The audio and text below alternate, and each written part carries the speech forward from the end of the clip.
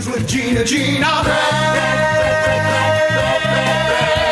The News with Gina Grad. Well, this video is going everywhere the last few days. A video taken immediately after Tracy Morgan's car accident in New York City on Tuesday shows the comedian going off on the other driver and banging on her window. He had a right to be upset, though. He was driving his brand new, and I mean brand new, driving it off the lot, $2 million Bugatti, which he had literally just driven off the dealer's lot when he got sideswiped by a woman driving a CRV. A video taken by a witness shows Morgan getting out of his convertible, banging on the woman's car. It sounds like he's saying, bitch, get out of the car. I'll play it for you so you can see it.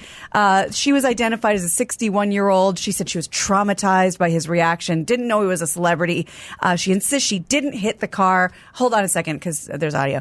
But apparently a traffic cop saw this happen and says it's definitely her fault. Here's Tracy getting out of the car. He's driving a Bugatti Veyron, but not the new Chiron one, I think. So I learned today on CarCast. Wow. So the Veyron is a couple of years old. So even though it's brand new to him. I don't think they're making new Veyrons. They replaced That's why he's so pissed. with the Chiron or whatever. But anyway. This is what happens.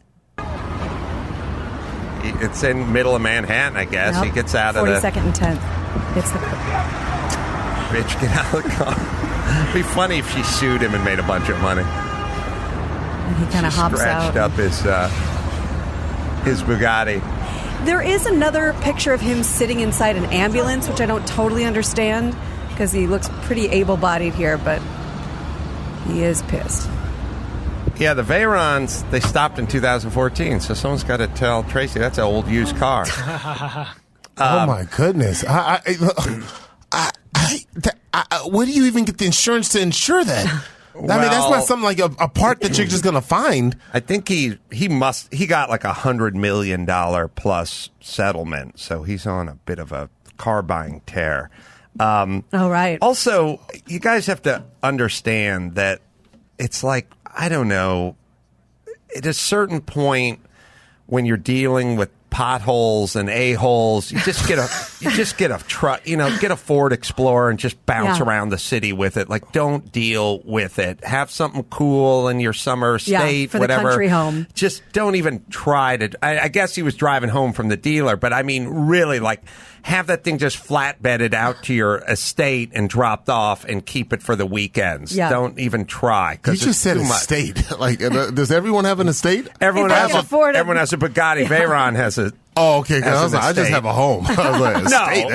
No. Less than 40% of black folk have estates. It could be into the 30s. I don't know. Low number. It's a lowish number. Yeah. It's alarmingly low. It's like a 38. Yeah. 39% of African Americans born in this country have. And you might be estates? generous. It could be more like 35. Could be less. Yeah. Could be less. What? This is Rando Statistics by Adam Carolla. That's right. And 1 out of every 3 African Americans does not have a circular driveway. They have a straight driveway.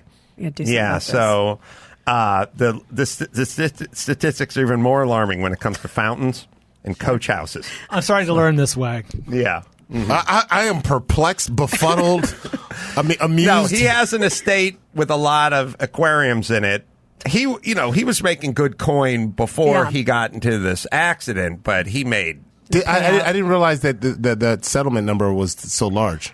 I think it was pretty bad. It was a bad I think we're people are guessing, but he was hit by like a Walmart truck. So there's some money there. Yep. And the trucker had been like driving for like 27 straight hours because Walmart, blah blah blah. Yeah. And he had a friend of his die in the transport bus they're in, and then he was severely injured.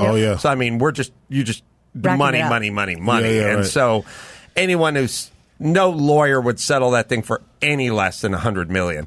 And those cases, because I've talked to Mark Geragos about this multiple times, you think it's about the severity of the case, and it is, but it's about the earning potential of the victim. Yes. So, he'll do this all the time. It's like cops shot that poor janitor in the back, on his lawn of his house just for nothing. And he'll be like, it's good for $350,000. Like, What? He's dead. It's like, yeah, but he was only good for like $44,000 a year. He wasn't going back on SNL. Yeah, Tracy Morgan is making $4 million a year, or $6 million a year. And when you cut that guy off, now we get in. So it's about sort of earning potential. Wow. Right, as a big part of it. Yeah. Well, Oakland on Tuesday became the second U.S. city to decriminalize magic mushrooms. Not legalize, decriminalize, after a string of people shared how psychedelics help them overcome depression and drug addiction and PTSD. Denver voters also approved the measure of people 21 and older last month. The vote makes the investigation and arrest of adults who grow, possess, distribute those plants very low priority. So again, it's not legal, but it's really now it's on the bottom of the list. No city money would be used to enforce the laws criminalizing it. The Alameda County District Attorney would stop prosecuting people who've been apprehended for it. Skeptics raised some concerns about the unsafe use, especially in schools. And to address those concerns, the lawmakers would have to establish rules, of course, regulations about how to use the substance, including what exactly can be used, how to use them, what the risks are. But it is now very low priority on the list. I had it tastes awful. I had a conversation. What shrooms? It tastes like horse shit because that's how they're grown. Mm-hmm. I've never experimented. College is any reminder. No, you guys will lose your edge as a superior race if you get too much into the magic mushrooms. That's for soft whitey. I had a talk with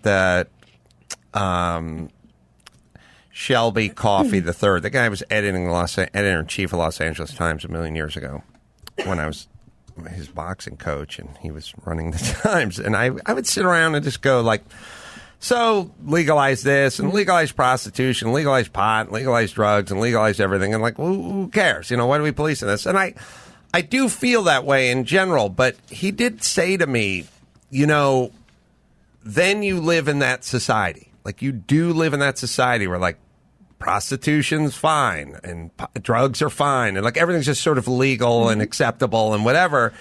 And he said, you have to really kind of keep an eye on what that means for your society. And I was like, I get it. Like everything just sort of a la carte sounds good. Just legalize that and legalize that and decriminalize that and legalize that. Like that makes sense to me as a sort of atheist sort. But I did also sort of understand, like, if you think about where we're heading, like, well, the guy wants to sleep on the sidewalk, let him sleep on the sidewalk. The guy wants to shoot up some drugs on the sidewalk, let him shoot up some drugs. Like, who are you? Yeah, are we Amsterdam or are we the Purge? But it's starting to play out of like, and don't suspend that student. Give that, look, that guy's slamming heroin, then give him needles. You know what I mean? It's like, okay, but what Shelby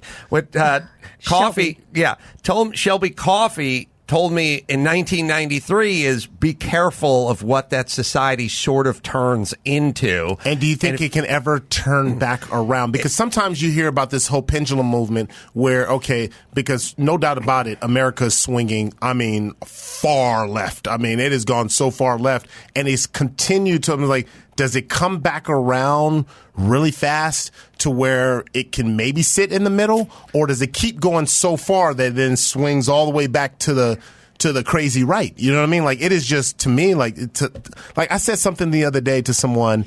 I said, "Oh man, like that skirt is showing the bottom of the glutes." I was like, "That's a little too much." And it's like, "Oh, you're slut shaming." I go, "What? That's slut shaming?" I'm saying it's too short. I'm just like.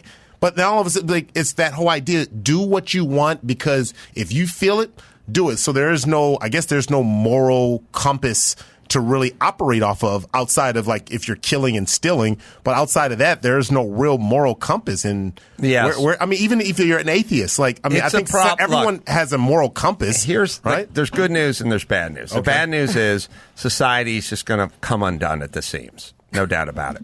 The good news is if you're pretty tough on yourself, you don't make a lot of excuses, and you don't mind hard work, you'll excel even more, because we have a pile of fucking worthless sack of shit pussies who are just making excuses and blaming everybody. Come on, stop it. Just stop it right now, okay? I envy you. I'm going to just tell you right now. I'm sorry to be disruptive on your show. Go ahead. I envy you. You can say what the heck you want. Gosh, this is ridiculous. This is ridiculous. Right. Fudging A. No, because you know what? Let me tell you, I've taken a career change. I used to want to have a platform where I could just talk about real talk and have real conversations. I'm not going to lie. It's like communism. I'm scared because you say one wrong thing that someone doesn't agree. You have to be careful. You're done. D-O-N-E. Done. I'm like, no, this is like, you say the wrong thing and my livelihood is done. My kids will be threatened. I will be threatened. I'm like, I don't want to do this career path anymore. Nope. I can't even be honest about, hey, these are things that I did or these are things, because people are going to like go crazy. And it's a small bunch of people. It's interesting. I haven't thought about this, but you are in a position. Look, there's kind of two places to be in our current culture, as I think about it. If you are Lena Dunham, then you are woke and you're hard left and you're in Hollywood and you're in show business and you're doing what you want, and there is no one's going to run you out of town. I mean, who knows what you have in your history, but I'm sure Lena Dunham will be fine. If you're over on the other side and you're Adam Carolla or you're Joe Rogan or whoever, then you're just doing stand-up, you got a podcast, you're speaking your mind, everyone can blow me. I'll do what I want. If you're in the middle, which is you grew up how you grew up, hardworking, poor but proud, disciplinarians for parents, focus on education, and you're on network TV, well, now you're in a weird middle. Because, as I like to say, you can either be out beyond the breakers, just floating in the bay, or you can be up on the beach where it's safe. But you're sort of where the waves are breaking, which is you're on a network TV show. It's a popular network TV show. You have to, in this day and age, you'd be a fool not to choose your words carefully and watch out what you tweet. And if there's a subject about a transgender who just set the state championship record for the 100-yard dash and you want to take to Twitter because you have some opinions on this, put that phone down. Yep. This could easily get back to your bosses and you could be out of a job. So you're uniquely in a bad place because you're traditional, you're conservative in thought and in actions, as I don't think of myself as conservative, but I think of myself conservative in thought and actions. I believe you're supposed to take care of your kids. I'm supposed to take care of yourself, feed your kids, save your money, take care of your community. These are now right-wing conservative and you thought. almost got to be careful how you say it, because now conservative and libertarian, progressive. Yeah, that's almost like how I grew up, Bloods and Crips. And it's just like, because you can say, hey, look, I have conservative views in here, but I have, I'm more liberal in this area. And you got to be like, well, hold on, is he a conservative or is he a liberal? It's just like, well, just because you don't have to just be one. Like I tend to see myself, for example, as an independent. But to your point, it's like, what do you do? I feel shackled by my own thoughts at some my times, because I can't. There's no safe place to really speak. Like when I was doing Megyn Kelly, and I probably was on her show maybe 30 times. She would ask some hard-hitting questions that I really wanted to participate, and I felt like Obama in that I was really deliberate in the way I spoke. Well, let me be clear, Megyn. Because I was like, how do I answer this question? I have an answer in my head and how I feel, but I'm like, what is safe? And I'm going, okay, if you say this, if you say that, if you say this, how do you run it through the filter? You run it through the filter, but like on the inside, I feel like I'm being disingenuous, like I'm not being real, because that's not how I speak. I just go from my heart. I get it. And also, you have this to contend with, which is your sort of football background, which is I have the same background minus the part where I achieved anything past high school. But what you know about hard work, what you know about discipline, what you know about owning your problems, what you know about no excuses, what you know about digging deep and the pain and the two-a-days and the heat and all that stuff that's sort of imparted to you when you play something like football for as many years as you did, and you come from where you come from. You know what the answer is to all of the problems that vex society. And it's all hard work, and it's all parents, and it's all dads, and it's all discipline, and it's the destruction of the American family and everything else. You know where all the answers are because you lived it, you saw it, and it's the way you conduct yourself, past, present, and future. You know the answers, but if you start spouting off the answers, then it seems like you're going to get put over here and possibly having your Twitter account shut down or taken off your TV show or whatever it is. So you have to struggle with, as the person who understands what the answers are. They're not answers people want to hear, not weak people, not soft people, not the people that are doing the bigotry of low expectation, the soft bigotry of low expectation. They don't want to hear it, although they conduct their family that way. So they're sort of hypocrites. You know what the answer is. I know what the answer is. If you start spouting off, you're going to get labeled something and you might lose your job. Yeah, that labeling is crazy. They'll label you for anything. One time I got attacked on social media where I thought I was just, boy, this is the great answer. I gave a great in-the-middle answer, and I'm actually going to get praised for my answer. It just turned on me, and I go, oh boy, okay. All my teams tell me just don't answer, just let it die down. But it was this whole conversation about Scarlett Johansson playing a transgender. I believe it was. The movie kind of came and went. Yeah. Did that movie come out? I don't think it did. No. I'm sorry. I'm thinking of something else. Yes, they announced it. It was an announcement. Right. But I don't know if it came out. I never even followed after. I don't think it did. But my answer was simply that I said, well, I learned this from my acting coach, and he says that acting is bringing real behavior into an imaginary world. And so if you're bringing real behavior into an imaginary world, and it's an imaginary world, then anyone could essentially be that in this imaginary world. So you don't have to, like when Eddie Redmayne played Stephen Hawkins. Like, you couldn't, you know what I mean? Like, it's an imaginary world. And oh boy, and I'm like, it's an imaginary world, so this is safe because it's imaginary. Anything's possible. I was thinking I was protected by this imaginary world. Come on. Oh, you're insensitive towards the trans community. This should be.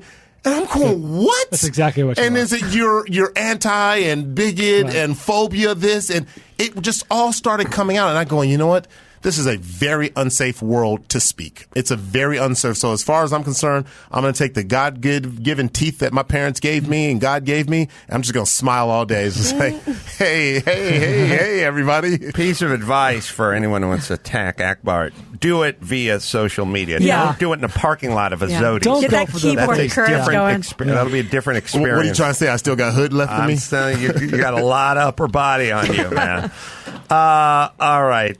By the way, if you want to see the Tracy Morgan in the supercar crash, it's a less than a 2. But if you want to see a brother crash a supercar, look no further than Eddie Griffin. Oh, that was a bad one. Eddie Griffin took an Enzo Ferrari into a cement barrier.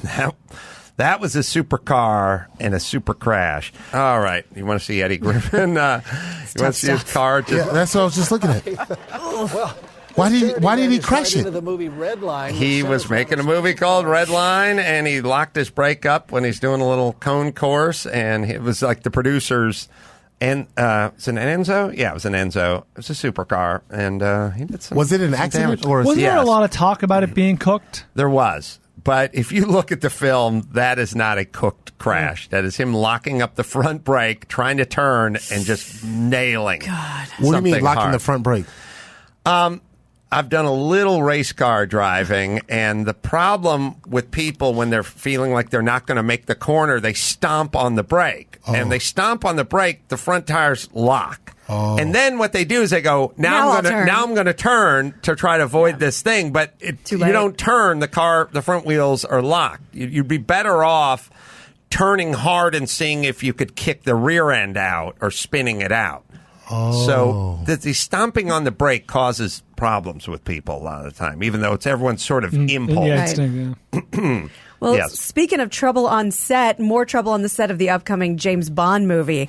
According to Fox News, the production was, quote, placed in a total lockdown Tuesday after three huge explosions ripped through the set.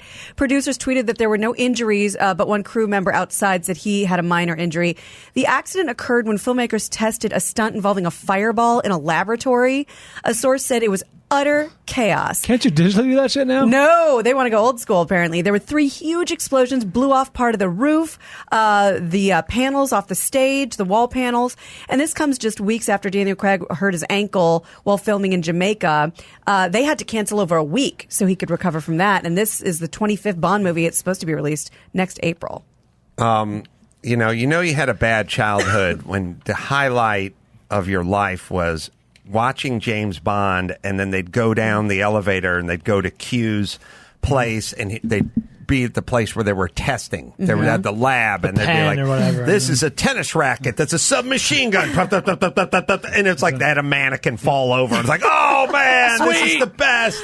It couldn't get any better than this. It was also hokey and bad, and the car stuff was stupid and everything, but man, it was like, yeah. I mean, I was so excited when they would go down into the lab and show the gadgets. Sad. We had, I don't know why this just reminded me, but at the Man Show once, somebody did that move where they took the 2-liter bottle of Pepsi that had like a little Pepsi in it and threw the dried ice in it, like shook it up. You ever see that bomb? Is that what it does? What happens to it? You take like the 2-liter Pepsi bottle. I think you leave a splash of the soda in there.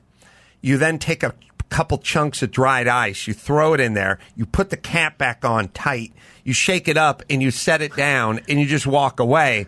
And a minute later, the loudest explosion you ever heard will go off inside of a sound studio. Now, it scares the crap out of you. It's a bottle. Tube, yeah. It's nothing, but it blows big time. Blob. Yeah. Anyway. Well, YouTube said Wednesday that the platform will begin banning videos promoting Nazi ideology, as well as those I know Brian's going to be bummed because also when are they going to ban? They're doing it now. I got to go binge watch all those things. Well documented events like the Holocaust or Sandy Hook massacres that people go on video to deny. Shouldn't the History Channel be shut down? Like all it is Hitler's hang glider. Next, secret Nazi weapons of Hitler. Those are awesome. Yeah, Hitler had one of those Roomba vacuum cleaners, but it was like everything's like Hitler's secret. Everything's this Nazi. There's Nazi weapons of war, secret Nazi weapons. Hitler's secret whatever. Hitler's hiding. He had a secret thing. His hideaway in the mountains. Every time it draws me in. But that all of History Channels, Hitler had something glorifying, glamorizing. Yes, I'll watch it next. Look how smart he was. That's what it is. Right. Yeah. Well, the video platform. Hitler opened a sports book in Reno. Nobody's uncovered this until now, and it's like Hitler's sports book. Hitler's sports book. Like, was Hitler something? He got Hitler with the green visor. Hitler's ice cream Little truck. Garter. Like, it was everything on... Shows his hands. Everything on History Channels, Hitler's or Nazi secret war. There's the secret weapons we never knew about. The hook. Yeah, of course. It's a giant gun on a train. Oh, when they mix Hitler and aliens, that's when things... That's usually in safe harbor, midnight, 1 a.m. zone. That's right. They want to get these groups that spread hateful content off the algorithm, and YouTube's also being blamed because their part in it is making you go down these rabbit holes by continually suggesting, if you like that, you're going to love this one. Of course, those are the thumbnails that pop up, and you just go farther and farther down this rabbit hole. YouTube will also begin to change the videos it recommends. That's kind of what they're talking about. Do you guys do that when it's like, guess which stars we lost in 2018? Or is it like, you have to click on you'd it. Be surprised how much weight this former Baywatch beauty has put on. Is that what they want you to do? Of course. So is Schadenfreude? Of course. I never ever click on those because I know that they're like ads that are generated and they're not very high quality. I will do the YouTube rabbit hole. You know what I mean? Where it's like, I want to watch this music video from the 80s or this trailer. Or like, and I totally forgot about those. Those are the ones I'll go down and slide quite willingly. Yeah. Yeah. I don't get sucked into that, although brothers crashing supercars. I did kind of get pulled into all two today. All two of them. I cover it in about 2 minutes and we're done. Yeah. Well, here's some good news. In Walmart's struggle to find talent in a tight job market, the retailer is reaching out to high school students with a new pitch. If students work at Walmart, they'll cover their SAT prep and college tuition. So Walmart announced this week that it'll expand its $1 a day. Yeah. Well, even so. Keep reading. $1 a day college benefit to its. So basically, they're saying that employees will pay just $1 a day to earn their degree, and they'll take care of everything else. It'll also offer up to 7 hours of free college credit to high school students, provide SAT and ACT prep through a partner network. Then Walmart will subsidize the cost of the students' tuition, books, fees at 6 nonprofit colleges. Let me jump in here. I don't want to go all, I don't want to bash AOC, but the way you want big business to do the right thing, and you go, we got to raise the minimum wage. We'll call it a living wage. None of that shit's ever going to work. They're going to outsmart your ass.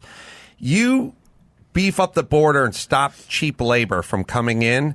You get a good economy going here, and the businesses will have to start enticing people to come in. I told you guys we were in San Francisco 4 weeks ago, we passed the In-N-Out Burger. They were advertising $16, $17, $18 an hour on the sign. Like they're putting in the window, like here's a lot of money. Please come in and help our business. You can't go tell them, hey, do this and do that. They go, fuck you, I'm running a business. You stop the cheap labor pool from coming in. You get the economy going, and these guys will have to do this. So Walmart's like, are they good? Are they bad? They were bad. this is good. They just it's like becomes like Silicon Valley and Google. When you're in demand, when you can code or do data entry or or greet, do one of those electronic Rolodexes or whatever those kids do over there, you get groomed, you get wined and dined. They don't have free lunch and foosball and archery and stuff because they're sweethearts. They need to win you over. You're basically, when you're a great athlete and you go visit all the schools and they show you their training facilities and stuff, it's not because they love kids. They want your recruit to leave their town and come to their college. So fine, beef up the border, slow down the cheap labor coming in that's undercutting our market, get the economy humming, and then people will get a higher hourly wage. You try to do it sort of the other way around, it's not going to work. No. Well, on that note, in sort of a dovetail way, there was a big story today, but I just heard it on my way in, that everybody's going to leave Georgia if this abortion ban goes through. I mean, Disney. I mean, I didn't realize everybody set up shop in Georgia. I doubt they're coming back to California, but I don't know what the next Atlanta is going to be for filming. They'll find a new lily pad. Huh? They'll find a new lily pad. They'll jump somewhere else. Exactly. Well, as long as my road Atlanta stays open. That's the only thing that matters. Exactly. Yeah. Let's see. So CNN reports that a woman fell to her death at a parking garage hours after attending a St. Louis Cardinals baseball game.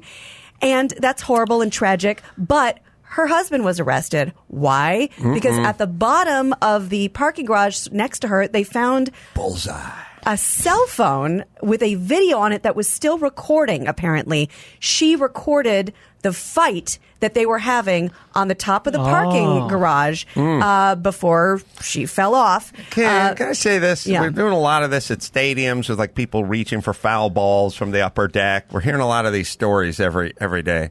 Yeah, Akbar, you want to use the bathroom? How'd you know?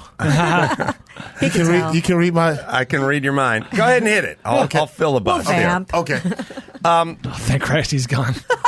People are getting taller and they're getting fatter. And they're reaching further for foul balls. Top heavy. Yeah. We designed... Center of gravity way up. Yeah, those railings only go so high. Yeah, I mean, all the old parking structures and stuff, that sidewall's like 28 inches tall. Yeah. Like, people are tall now, and they're top heavy, man. Then again, we might not have had the Naked Gun ending that we got had we not had the the bigger guys and the shorter railings. Good point. Good point. But from now, I mean, you ever do that? Like, you ever see, like, luxury condo, like high-rise condo, and it's like built in the 60s or something, and you see they have the balcony and the railing looks pretty low. Hip high. Yeah. Not like time for an impulse control problem. It seems like it could go up to the 42-inch level, and they're like the 32-inch level. They're like bathroom countertop height. You're like, I could fall over this thing. Yeah. But people were just shorter. Yeah. And they were lighter. Probably drank a little less. All right. So basically, the investigators found her cell phone. The husband was arrested, and it apparently been recording a video of them arguing. The document states that during the recording, you can hear her yell for him to quit punching her in the face. Martin then dropped the phone, the wife. Authorities said that the husband, 30-year-old Bradley Jenkins, denied being on the rooftop at all of the garage and claimed the argument between him and Martin was never physical. He was arraigned. He's being held on a $100,000 bond. But whoever that cell phone company is takes a licking. Yeah, man. All right. They were the what game? Cardinals. Cardinals game. Louis, yeah. Mm-hmm. I wonder if he'd been planning this for a long time. Like, hey, why don't we get up to that arch? Why are you There's plenty of parking on level 2. That's closer to the stairs. I mean, if you say so, but it's wide open. I want to be closer to my maker, and I want you to meet him. Yeah. Well, I had high hopes for those kids, but not anymore. Sad. All right, let's do one more. All right. Well, a New York judge just shot down Madonna's attempt to block an auction of long abandoned personal items. Oh, that's right. Yeah, she had, like, this was her underwear. This was a love letter from Tupac Shakur, her one-time boyfriend. Oh, really? Yes, one of the pop singer's old friends who said the singer had given her boxes of personal items years ago, put the stuff up for sale back in 2017. The initial sale was stopped, but a Manhattan judge reversed it last year, leading Madonna to appeal, and she was denied. A lawyer for the auction house issued a statement saying, quote, "We feel that the court came to the absolute correct decision, and it's good to know that justice is blind to things like celebrity and the facts will prevail." Well, nobody's above the law and wants to keep their panties. It's a weird world. Gonna auction off. I have Elvis Presley's pubes, and then by law, I should be able to sell it to the highest bidder. Is the letter must be graphic of her and Tupac, right? There's kind of, I saw this on the New York Post, and maybe you guys have it, but it looks like just a pencil handwritten, on a notebook paper. Eggs, and it's very, milk, cheese. I couldn't make it out in the picture that they showed, but my guess is that the letter is something more important to her than the underwear. Mm-hmm. There's probably something more might be graphic, intimate, or Mm-hmm. Yeah. There's also, I think, a naked painting of Tupac. Oh, that was awesome. We showed that. There's a lot of stuff. There's a naked painting? Oh, it's great. Who painted it? He drew it, right? He drew it from prison? From prison? I don't know. I'd like to go to prison so I could create some art. Yeah, become a painter, for God's sake. Like, if you ask me now, how did he portray ask me now, hey, Adam, why aren't you painting? Favorably. Adam, question for you. Why are you not painting? No fucking time. Oh. You know where you can get some time? If you do time. The joint. Behind bars. Yeah. So, Tupac... We're going to find out because it's going up for auction. I don't mean he's unlikely, but for a guy who... Still might be alive. I mean, he's a guy. I mean, there's so much work and so much imagery and so much. Like, let's put it this way: Tupac has been dead 96. Yep. Okay, we're coming on 25 years of Tupac. Oh, sorry, well, a little less, but yes. I feel like his name has been mentioned somewhere where I've heard it every 2.7 days since he's been dead. Some Tupac joke or Tupac image, Tupac's in the news, or they're doing a hologram, or Tupac's surviving mother wants to it's like, it's a lot of Tupac. Well, we joke about DJ Khaled a lot, and in a world where full of DJ Khaleds or people with varying degrees of talent and ability, Tupac was brimming with talent and ability. He had scratched the surface. He'd be acting in like major motion pictures and probably up for like Oscars today. Or maybe he'd be really fat. Or it'd be really fat. That'd be awesome. The guy was ripped. Tupac, he may be Nigerian. Tupac, the painting auctioned off for $21,000. Oh, yeah, he's nowhere near her, and that's a big, big edit square. And he painted that? Mm-hmm. Think so. Yeah. Why did he put the black spots? I don't think he did. Yeah, we tiled it out. Oh, okay. Yeah. Although, can you really trust a guy who paints his own penis? Like literally paints it? I'm saying... Or portrays it on a painting. You know how the camera adds 10 pounds? Yeah. the artist brush adds a lot of girth. Yeah, it's a lot of girth. It's a multiplier. I'd like to just take a whole bunch of artists and put them in rooms and go, I'd like you to paint a very accurate depiction of your hog and see just how much bigger they were on average. No one's coming in smaller. No. It's going to be about 46% on average. Yeah. Volume. Members not to scale. That's right. Yeah. That's right. Yeah. I'm sorry. What do we got? One more. All right.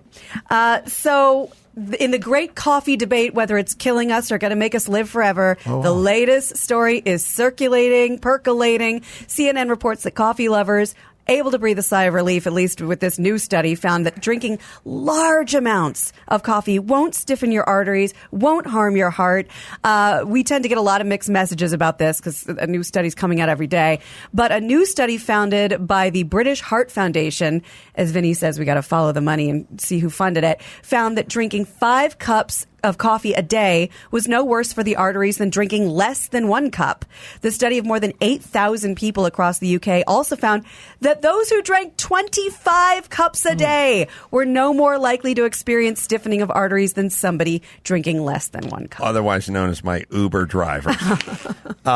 They're chatty. Well, thank God. Look, can we just say this? Until we cure many forms of cancer, scientific community, no more goddamn red wine studies and no more goddamn coffee studies. And no dark chocolate. Did you guys see that new article that popped up? I didn't get a chance to read the whole thing, but how Pfizer apparently had the cure or has the cure for Alzheimer's. What? I saw a headline about that. Yeah, the headline popped up on my thing, and my son just did a report on how, the drug companies, they get millions and millions and millions of dollars towards research and funding. Now, a lot of that has to do with the FDA approval and so on and so forth, but the question is, do they have the cure to a lot of the diseases that are out there? But maybe not, they can't get it approved. But to hear this pop up about them potentially having a, I too saw the headline. It wasn't a cure. It was one of those can prevent. You know what I mean, or can whatever the actually word is. I give you the right. It says Pfizer kept quiet about drugs' new Alzheimer's potential. Yes, prevent Alzheimer's. Yeah, something like that. Yep. Okay. That's crazy. But it's funny because it's like Vinny says, follow the money, or anyone says, follow the money. Wouldn't it make Pfizer one of the richest companies in the world? They aren't already. But I'm saying if they came out with this pill that could in fact prevent Alzheimer's, I don't see the motivation. There's no treatment for Alzheimer's. You know what I'm saying? So it's not like they're making money on the back end. Get out in front of this thing and make a shitload of money. Is there room for negotiation? They're sitting on it until they can figure out the price. Yeah, perhaps? I think I'm assuming it's that. Perhaps. I'm like, look. In a world, people do this thing where it's like, these guys shouldn't be profiting or doctors shouldn't be whatever, but we live in a world where NBA players or baseball players can profit. Everyone can profit from whatever they can do. They're selling tacos or dunking a basketball. My feeling is that does let them profit. Easy. That does, but that doesn't impact people's lives. I mean, these are real lives. I get the whole profit. I'm a pretty big Warriors fan. No, I get it. I mean, man. You know what I mean? I'm just saying. There are people lives that are involved. No, I get it. What I'm saying is our country probably leads the world in this department. It's because there's so much profit in it. Now, they need to be incentivized, is what I'm saying. Now, replace profit with the competition or incentive. Yeah, I don't want it. But then it also makes you want to do things that are criminal as well. It's a fine line. It's a sort of you want big companies and you want competition, you want incentive, but there's also insider trading because they know things and they find out things, and we're weak and we have foibles, so there's a balance there. But in general, I want them wanting to create a wonder drug and get rich off it. I'm fine with that. And there's a balance, there's regulation, there's everything else. But just to go, what are these guys doing making all this money off of Brian is around, I would say, in large part because these guys are trying to make a lot of money off of what they're doing. Indeed. The world, the system we have set up benefits all of us because if Pfizer doesn't come out with the prevention for Alzheimer's, Roche will. There's another company that is racing that same finish line. So that competition ideally benefits all of us. Yeah. Ideally. So it has to be regulated, and I don't know what they did. maybe they felt like if they sat on it, yeah, if there's criminal more activity, that's another thing. But all right, Gina, let's bring it home. You got it. I'm Gina Grad, and that's the news. Gina Grad. That was the news with Gina Grad.